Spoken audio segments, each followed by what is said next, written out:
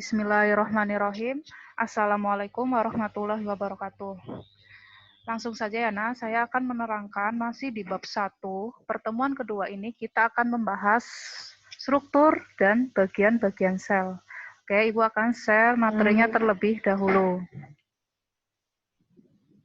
Nah, yang pertama itu ada struktur dan fungsi sel. Di sini, hewan, tumbuhan, termasuk kita manusia, kita termasuk golongan eukariotik. Jangan sampai ketukar ya antara eu dengan pro. Ya.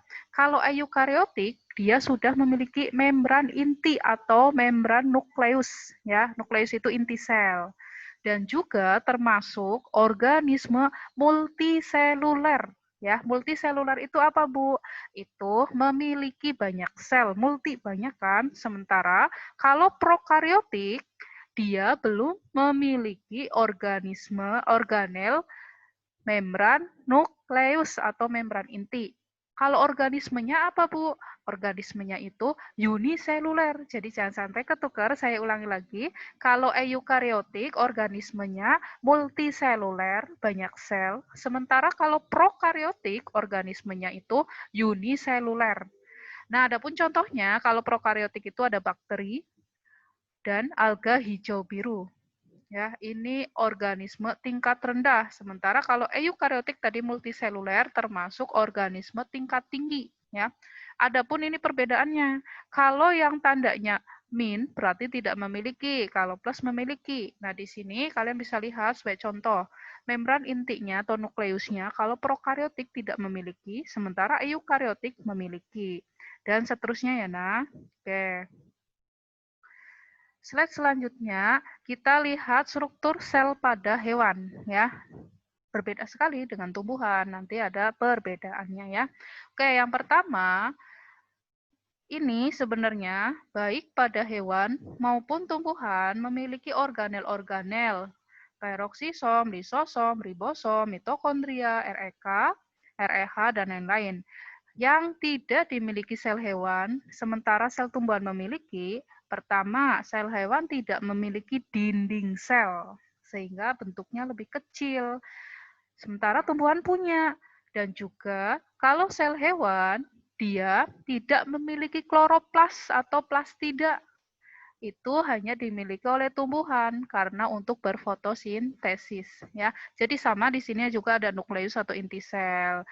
Ini organel-organelnya ya, berupa ada REH, sentriol, lisosom, dan lain-lain ya. Kita slide selanjutnya, ini penampakan sel tumbuhan ya. Kalian bisa lihat. Nah, di sini tumbuhan pun, tadi kan hewan ada vakuolanya enggak? Dia memiliki vakuola, tapi lebih kecil ya dibandingkan pada tumbuhan. Kalau tumbuhan besar sekali ya. Nah, di sini sama-sama memiliki inti sel atau nukleus. Nukleus, maaf, kalau anak inti baru tadi namanya nukleolus. Nah, di sini kalau pada sel tumbuhan, dia memiliki dinding sel. Nih dinding selnya ya. Ini yang menyebabkan sel tersebut lebih tebal dan lebih besar. Ya. Sementara kalau pada hewan tadi nggak punya. Manusia, Bu. Manusia, hewan sama ya selnya. Nah, kalau semama pada tumbuhan, dia juga memiliki ini organel kloroplas. Di dalamnya ada klorofil. Nah, disinilah untuk berfotosintesis, sementara kita nggak punya. Ya. Sebagian organel-organelnya sama ya, ada ribosom, mitokondria, ini ada REH dan REK. Apa sih, Bu? Jadi REH itu retikulum endoplasma halus, kalau K-nya itu kasar. Ini bentuknya sama ya, berupa saluran. Yang membedakannya, kalau halus dia tidak ditempelin oleh si ribosom. Sementara kalau kasar, kalian bisa lihat ini ada gambar bintil-bintilnya ya. Ini merupakan si ribosom, begitu. Nah, kita slide selanjutnya. Adapun bagian sel dan organel-organelnya, yang pertama membran. Membran sel itu bagian terluar ya, Nak. Di sini tersusun dari dua lapisan, terdiri dari fosfolipid dan juga protein atau lipoprotein. Bersifat semi-permeable atau selektif permeable. Maksudnya apa, Bu? Selektif berarti Dia menyeleksi zat-zat tertentu nggak boleh asal masuk, yang harus sesuai dengan keadaan sel tersebut. Ya, penjaganya kalau bahasa kita ya istilahnya dia kayak security-nya begitu ya. Selanjutnya ada inti sel atau nukleus ya. Di sini memiliki membran inti tadi pada organisme eukariotik ya yang multiseluler. Terdapat nukleolus atau inti. Inti selnya nukleus, anak intinya namanya nukleolus ya. Lebih panjang. Fungsinya sintesis berbagai macam RNA. Nukleoplasma atau cairan inti ya, plasma itu cairan ya. Butiran kromatin ini yang terdapat DNA ya, ada DNA-nya di sini yang membawa pewarisan sifat gen alias ya. Oke, slide selanjutnya ada sitoplasma. Ingat, sito berarti air ya, cairan pada maksudnya pada sel ya. Sitoplasma merupakan cairan sel. Nah, di sini jangan sampai ketuker ya, nah ada sitoplasma, ada sitosol ya. Kalau sitoplasma berarti cairan beserta isinya. Isinya maksudnya apa? Tadi ada membran, maaf, ada organel-organel sel. Sementara kalau sitosol itu hanya berupa cairannya, ya begitu. Ingat, saya ulangi lagi, sitoplasma itu terdapat cairan selnya dan juga organel-organel selnya, gampangnya cairan beserta isi dari sel tersebut. Tapi kalau sitosol itu hanya berupa cairannya, ya. Bersifat koloid, atas air yang di dalamnya terlalut banyak molekul kecil ion dan protein. Oke, slide selanjutnya. Nah, di dalam sitoplasma, tadi kan saya menyebutkan ya, sitoplasma itu cairan berupa isinya. Isinya itu berupa organel-organelnya. Ini ada organel-organelnya ya. Ada retikulum endoplasma, biasa disingkat RE, terbagi menjadi dua ini. Yang tadi saya sudah jelaskan, ada kasar dan halus. Badan Golgi, ribosom, lisosom, sampai sitoskeleton. Oke, kita slide selanjutnya ada RE. Merupakan saluran kelok-kelok dan jala yang rongga-rongga. Fungsinya untuk membantu pergerakan substansi dari satu bagian sel ke bagian sel lainnya. Ya. Nah, ini pembagiannya ada REK dan REH. Oke, slide selanjutnya.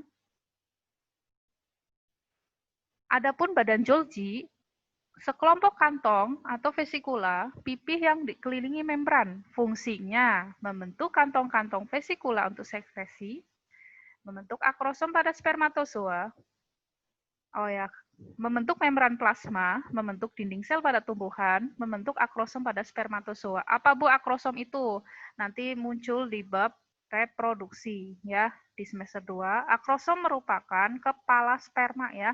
Jadi yang kalian sering lihat kalau di gambar-gambar ataupun di video, sperma itu bentuknya kayak kecebong ya ataupun kayak tauge. Kan bagiannya ada berupa dari kepala dan juga ada ekor. Nah, akrosom itu yang buletannya yang membawa DNA-nya ya. Jadi akrosom itu merupakan kepala sperma ya. Oke, slide selanjutnya ada ribosom ya. Ribosom ada di sitoplasma dan juga melekat pada retikulum endoplasma kasar ya. Ini fungsinya untuk sintesis protein. Nah, selanjutnya lisosom ya. Merupakan kantung yang dikelilingi membran tunggal. Nah, berperan dalam pencernaan intrasel ya. Lisosom juga berperan dalam autofagus ya. Nah, ini kurang lebih. Selanjutnya, peroksisom dan glioksisom ya.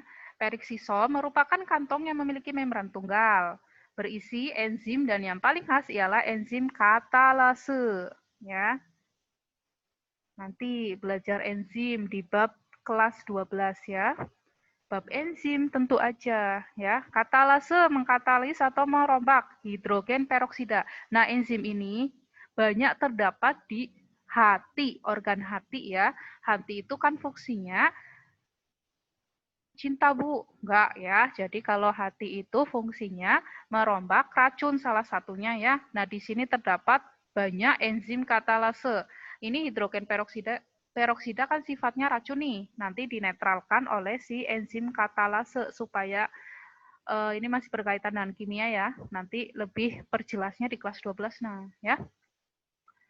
Pada hewan terdapat banyak, nah di hati, ginjal, terdapat di tipe sel ya, di berbagai tipe sel.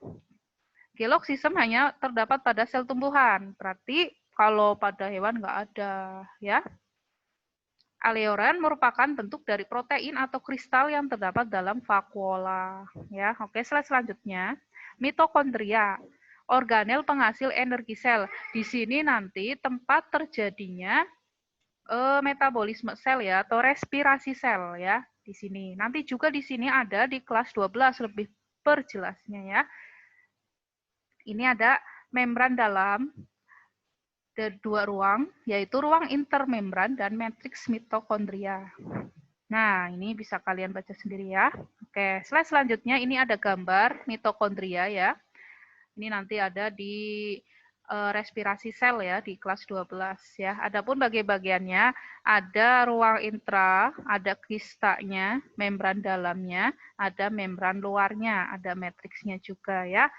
Mengandung enzim untuk siklus Krebs dan apa ini? Nah, nanti ini ada tahapan-tahapan pernapasan yang membutuhkan oksigen ya, aerob ya, yang terdapat pada untuk menghasilkan ATP atau energinya. Nanti di kelas 12 ya. Minimal kalian paham ataupun tahu, oh ini organel mitokondria untuk respirasi sel. Makanya dia dikenal dengan the power of cell, ya, kekuatan selnya di sini karena dia menghasilkan energi. Energinya berupa ATP, energi yang kita perlukan untuk kegiatan sehari-hari, ya. Ini ada kandungan DNA. Jadi ingat, DNA selain ada di inti sel, ternyata di mitokondria pun ada ya. Ada juga ribosom dan beberapa jenis RNA-nya. Oke, slide selanjutnya ada plastida. Ingat, ini hanya terdapat pada sel tumbuhan. Berarti manusia, hewan nggak punya, karena ini kaitannya dengan fotosintesis ya. Di sini ada 3 pembagiannya. Ada kromoplas. Kita kan selama ini taunya hanya kloroplas ya, zat hijau daun atau yang mengandung klorofil ya. Nah, ternyata di sini ada yang namanya kromoplas. Ini warnanya tidak ada warnanya. Plastida berwarna, maaf ya, kromoplas. Leukoplast ini warnanya putih dan fungsinya untuk menyimpan amilum, amiloplas, minyak eleoplas, dan protein aleuroplas. Nah, ini mah umum. Saya yakin kalian sudah paham ya, yaitu mengandung klorofil, berarti warnanya hijau. Oke, slide selanjutnya. Slide selanjutnya itu ada struktur kloroplas. Nah, tadi kita bahas plastida atau kloroplas ya di sini. Adapun gambarnya ya, ada membran dalam, ada membran luar, granum, stroma, tilakoid. Ini nanti minimal kalian paham ya, ini gambaran untuk si kloroplas. Ini nanti lebih mendalam juga di kelas 12 di bab fotosintesis ya. Lebih tepatnya di bab metabolisme sel ya. Oke, kita skip. Adapun vakuola atau rongga sel ya. Di sini merupakan organel sitoplasma berisi cairan yang dibatasi oleh suatu membran atau selaput yang disebut tonoplas ya. Apa itu tonoplas? Berarti dia suatu membran atau selaput ya. Vakuola berisi asam organik, asam amino, glukosa, gas, garam-garam kristal, alkaloid antara lain. Mirip hewan protozoa. Ini pas waktu kita belajar kelas 10 ya, Nak, apa namanya kingdom protista. Yang mirip hewan namanya protozoa ya. Memiliki vakuola kontraktil atau vakuola berdenyut yang menetap. Ya, oke, slide selanjutnya. Sentriol ya. Hasil perkembangan sentrosom, pusat sel daerah dari sitoplasma yang dekat dengan nukleus. Ya, ini berarti nukleus tadi inti sel ya, merupakan kumpulan mikrotubulus yang berperan sebagai kutub-kutub pembelahan sel. Nah, nanti pembelahan sel pun di kelas 12 nanti ada tahap-tahapan pembelahan sel. Terus ada juga yang namanya mitosis dan meiosis. Jadi ini beda ya, Nak. Ingat, kalau mitosis itu pembelahan sel tubuh atau otosom atau somatik ya. Sementara kalau meiosis, pembelahan sel kelamin atau gonosom atau sel gonad. Ya, saya ulangi lagi. Mitosis itu pembelahan sel tubuh atau otosom atau somatis ya. Ini hasil anakan sama dengan induknya. Dari 2N menjadi 2N, diploid menjadi diploid ya. Ini waktu pernah saya terangkan ya waktu kelas 10 ya. Atau meiosis itu tadi kan pembelahan sel kelamin atau sel gonad atau sel gonosom. Ini hasil anak setengah dari induknya. Kalau ini tadi 2N menjadi 2N, kalau ini 2N menjadi N, kan setengahnya. Dari diploid menjadi haploid. Ya, Nak? Oke, ini nanti sebenarnya ada satu lagi ya, ada amitosis atau ini pembelahan langsung biner. Kalau amitosis itu di prokariotik ya, uniseluler yang organisme tingkat rendah ya. Jadi jangan sampai ketukar antara mitosis sama meiosis. Tadi cirinya ya, kalau mitosis pembelahan sel tubuh atau sel somatis atau otosom. Kalau meiosis pembelahan sel kelamin atau gonosom atau sel gonad. Tadi hasil anakannya diploid 2N menjadi 2N, sementara kalau meiosis setengah dari induknya. Diploid menjadi haploid. Oke, kita slide selanjutnya. Sitoskeleton ya. Nah, ini terbagi menjadi dua ya, mikrofilamin atau filamin aktif, rantai ganda yang saling bertaut dan tipis, terdiri dari protein yang disebut aktin. Mikrotubul adalah rantai protein yang berbentuk spiral, membentuk tabung lubang. Mikrotubul dapat membentuk organel sitoplasma berupa sentriol, silia, dan flagella. Oke, selanjutnya filamen antara serabut antara ya. Maksud di sini rantai molekul protein yang berbentuk untaian yang saling melilit. Fungsinya memberikan kekuatan mekanik pada sel, menjadi kerangka sel, membantu gerakan substansi dari satu bagian sel ke bagian yang lainnya. Ya, oke, slide selanjutnya. Serabut-serabut penyusus sitokaeleston ya, ini gambarannya. Jadi ada membran selnya di sini, ada filamen antara, ya, ini diperjelas seperti ini bentuknya. Ini yang mikrotubul diperjelas bentuknya seperti ini. Mikrofilamen ini diperjelas bentuknya seperti ini, ya. Ini. Selanjutnya, dinding sel. Ingat, dinding sel tadi hanya dimiliki oleh tumbuhan. Manusia, hewan tidak memiliki dinding sel ya. Pada sel muda, dinding sel tersusun dari zat pektin. Pada dewasa, dinding sel terbentuk dari bahan selulos yang bersifat kaku. Ya. Pada dinding sel terdapat bagian yang tidak menebal, yaitu bagian disebut dengan noktah. Ya. Plasmodesmata berupa jaluran plasma yang fungsinya untuk menjadi pintu keluar masuknya zat. Ya. Sementara terakhir ada tekanan air atau isi sel terhadap dinding sel disebut tekanan turgor. Ya, oke. Ini kurang lebih di pertemuan 2 kita tadi membahas tentang struktur dan fungsi selnya ya. Adapun tadi kita belajar perbedaan eukariotik dan prokariotik, bagian-bagian dari sel. Tadi ada inti sel, ada organel-organel selnya. Oke, untuk pertemuan selanjutnya, insya Allah kita akan membahas transport pada membran sel. Ya. Nah, oke Ibu, cukupkan untuk pertemuan kedua ini ya. Jadi untuk tugasnya bisa di-share nanti di classroom ya. Oke, sekian Ibu akhiri. Billahi wa taufiq wal hidayat. Wassalamualaikum warahmatullahi wabarakatuh.